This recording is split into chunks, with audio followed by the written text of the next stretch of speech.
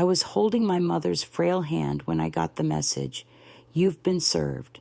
Just like that, after 9 years of marriage, my husband filed for divorce.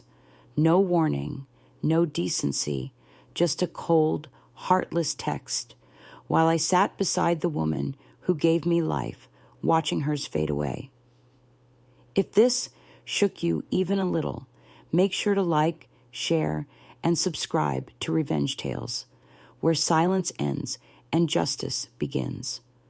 What would you do if your partner betrayed you at the worst moment of your life?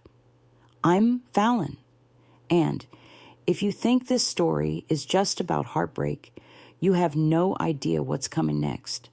My husband, Jason, used to say I was lucky he married me, that I'd never be anything without him. I ignored those comments at first, brushed them off like dust, but over time, they dug into me like tiny knives. He didn't want a partner. He wanted someone to control, and I was too focused on keeping peace to notice how far I was fading. But everything changed when my mother got sick. Jason refused to visit her, said she was just a burden. I had to beg him for time off to care for her. He rolled his eyes and told me to make it quick. So I packed my bags and moved into my childhood home to be with her during her final days.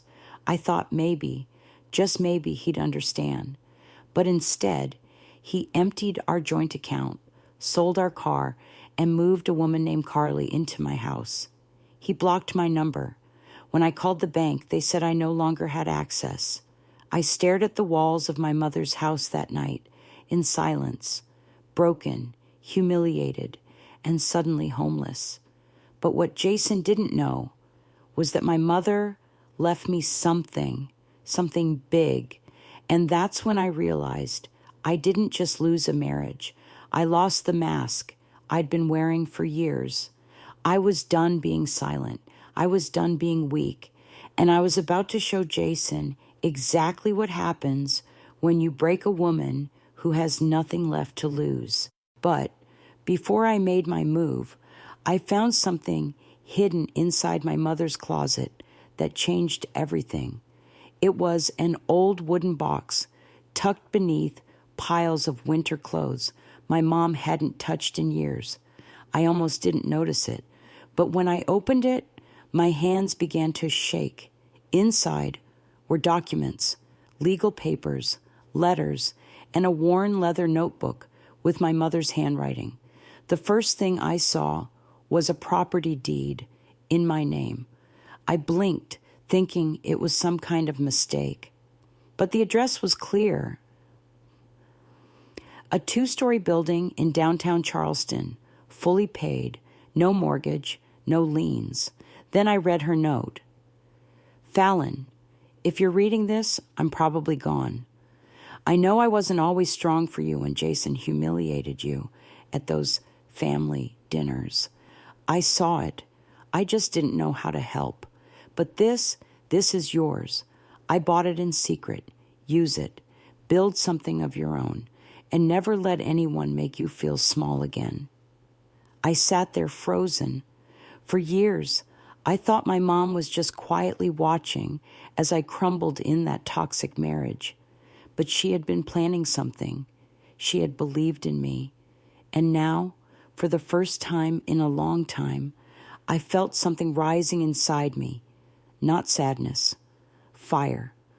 2 days later, she passed. Jason didn't show up at the funeral, not even a text, but Carly did. She stood near the back in a tight black dress, sunglasses on, whispering with someone on the phone. At first, I thought I was imagining it. But then I saw it clearly, the same necklace Jason gave me on our 5th anniversary, now hanging around her neck. That was the moment I stopped crying, and I started calculating. I used the last bit of savings I had to travel to Charleston and visit the building. My name was on everything. It used to be an old photography studio, dusty, empty, but solid. I felt something shift in my chest, Like maybe this was the beginning of my real life. Within 2 weeks, I filed paperwork to open a boutique creative agency. Design, branding, social media. I used skills Jason always mocked me for having. Artsy stuff that doesn't pay the bills. But guess what? I got my first client through someone who came to my mom's funeral. A woman who said, "Your mother always spoke so highly of you."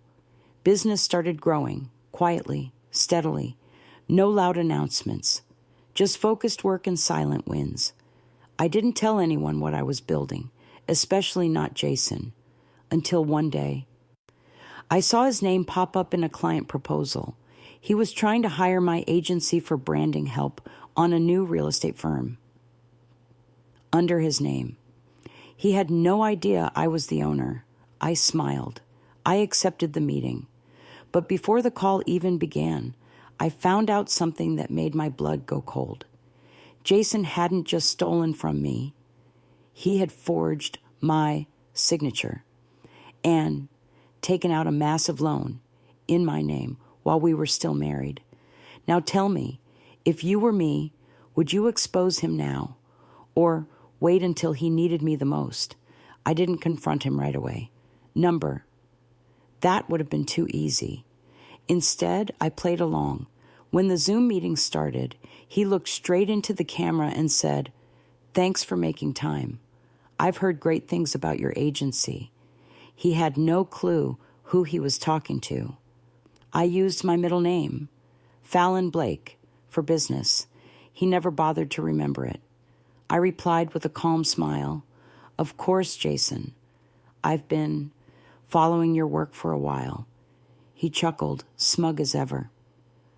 "Yeah, I'm growing pretty fast. Real estate's booming. But I need a brand that looks expensive. You get it, right?" Oh, I got it. I got all of it. I spent the next 3 weeks building a custom proposal for him. Everything he asked for and more. A full rebrand, a sleek website, a launch campaign that would make him look like a king. And the price? $25,000 up front. He didn't even blink. Send the invoice. He paid the deposit within hours. While my team worked, I worked harder with a lawyer who specialized in financial fraud and forgery. We collected every document, every digital footprint, every payment made from my stolen identity. It was all there, perfectly preserved, like Karma's little scrapbook. And then the final piece clicked into place. The apartment Jason and Carly were living in, it was in my name too. Back when we were married, he had put it under Fallon Gray to dodge taxes. He forgot to remove my name. Legally, I still owned half of it. So I made one phone call to the building manager, sent one email with the title, and 3 days later, Jason and Carly came home to find everything inside, locked up and labeled legal hold. He tried to call me. I didn't answer. Then he tried to email, so I sent him one message back. "We're just getting started." By now, the branding project was done. His company's new look was ready to launch. He sent the second payment. I took the money and shut everything down the next morning. Website, offline, social pages, deleted, brand files, gone. And the contract. It had a clause he didn't read that allowed full project termination in case of legal disputes. I gave him nothing. But the real show, that came 2 weeks later, during the will reading my mother had arranged. Jason didn't know she left one, but Carly did. She showed up looking nervous, clinging to his arm like a shadow. When the lawyer opened the envelope and began reading, jaws started dropping. My mother's last wish was that her assets, including the Charleston property and a 6-figure inheritance, be distributed only to her daughter. Me. Jason blinked like he'd seen a ghost. But then came the twist even I didn't see coming. The lawyer paused and looked at me. There's, one more item, he said. He pulled out a second envelope, smaller, handwritten. This was added 2 weeks before her passing. He opened it and read aloud. Fallon's father was not the man she married. Her real father is Robert Blake. And he left her a trust fund, hidden until she turned 33. That day is today. I froze. Jason turned pale. Carly whispered, "Who the hell is Robert Blake?" But I knew, because that building, that wasn't the only thing my mother left me. She left me a legacy, a name, a truth I never saw coming. And Jason, he just realized he never had any idea who he was messing with. I walked out of that office with two things Jason would never have again: power and peace. But peace wasn't enough. Not yet. Because just 2 days after the will reading, I got served again. This time, Jason was suing me for unlawful asset seizure and emotional distress. Can you imagine? The man who stole my money, abandoned me during the worst days of my life, and moved his mistress into my bed, was now crying in court because he felt betrayed. I laughed, out loud, right there in front of my lawyer. But my lawyer didn't laugh. He leaned in and said, "This isn't about winning. This is about smearing you. He's trying to make you look unstable." And that's when I realized he wasn't done trying to destroy me. So I went quiet, didn't post a thing online, didn't respond to the media when they picked up the lawsuit story, just kept building my agency, which, by now, had 6 full-time employees, 3 interns, and a waiting list of clients. But behind the scenes, I was working on something else. My lawyer and I gathered every email, every transaction, every forged document he ever touched. We cross-referenced them with his new company's tax filings. And guess what we found? He was using Carly as a fake investor to launder the stolen money. That meant not only fraud, but conspiracy, a felony. So I waited for the perfect moment. A local entrepreneurship gala was happening, something Jason had been dying to get into. A friend of mine pulled strings and got him an invitation under the false promise of an Investor of the Year award. He showed up in a brand new suit, Carly on his arm, cameras flashing, and then, as the host took the mic to introduce the honoree, the screen behind them flickered. Jason smiled, but that smile died fast, because what came on the screen wasn't his logo. It was a video, a mashup of emails, voice notes, and financial records, all showing exactly how he had forged my name, lied, stolen, manipulated. The crowd gasped. Carly stood frozen, her mouth open, and Jason, he ran, straight out of the building. 30 minutes later, he was arrested in the parking lot. And just when you think that's where it ends, it gets better, because Carly flipped. She told the police everything in exchange for a deal, even things I didn't know, like how Jason had planned the divorce while my mother was still alive, just to get access to her assets. He had never loved me, never planned a future. He was playing a long con and lost to the one person he never saw coming, me. But do you think I stopped there? Number. I had one final move left, and it would leave everyone speechless. I didn't go to the courtroom on the day of Jason's sentencing. I didn't need to. He got 5 years for fraud, identity theft, and financial conspiracy. Carly walked with probation and a broken engagement.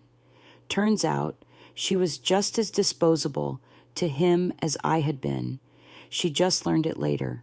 Instead of watching him get dragged away in handcuffs, I chose something else.